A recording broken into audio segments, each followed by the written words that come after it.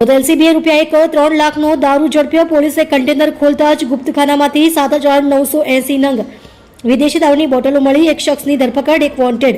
સુરત ગ્રામે એલસીબીએ Vyara Bardoli national highway પરથી એક કન્ટેનરમાંથી ₹1.3 લાખનો વિદેશી દારૂ ઝડપી પાડ્યો છે। ગુપ્તખાનામાં છુપાવેલો દારૂનો મોટો જથ્થો પોલીસે કબજે કર્યો છે। સુરત ગ્રામે પોલીસ અધિક્ષક રાજેશ ગઢિયા અને એલસીબી પીઆઈ આરબી ભટોલના માર્ગદર્શન હેઠળ એલસીબી ટીમને બાતમી મળી હતી કે બાતમીદાર દ્વારા જાણવા મળ્યું કે નવાપુર થઈ સોનગઢથી બારડોલી તરફ એક કન્ટેનર નંબર RJ52GA1021 દારૂનો જથ્થો લઈને પસાર થવાનો છે। બાતમીના આધારે પોલીસે માણેકપુર ગામની સીમમાં ફાઉન્ટેન હોટલ સામે નાકાબંધી ગોઠવી હતી। શંકાસ્પદ કન્ટેનરને અટકાવીને તપાસ કરતા શરૂઆતમાં તે ખાલી જણાયું હતું, જો કે ઊંડાણપૂર્વકની તપાસ કરતા કન્ટેનરમાં બનાવેલ ગુપ્ત ચોરખાનામાંથી વિદેશી દારૂનો જથ્થો મળી આવ્યો હતો।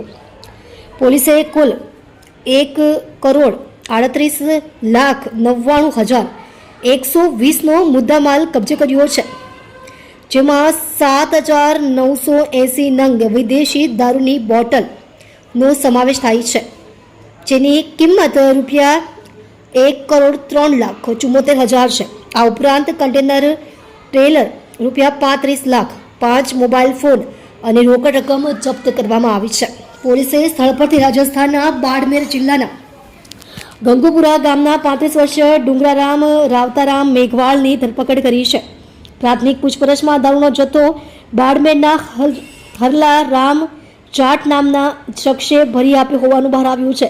પોલીસે હરલાલ રામને વોન્ટેડ જાહેર કર્યો છે। આ સમગ્ર મામલે બારડોલી રૂરલ પોલીસ સ્ટેશનમાં ગુનો નોંધી વધુ કાયદેસરની કાર્યવાહી હાથ ધરવામાં આવી છે। તમે જોઈ રહ્યા છો DNY ન્યૂઝ ચેનલ રમન કૌરની સાથે।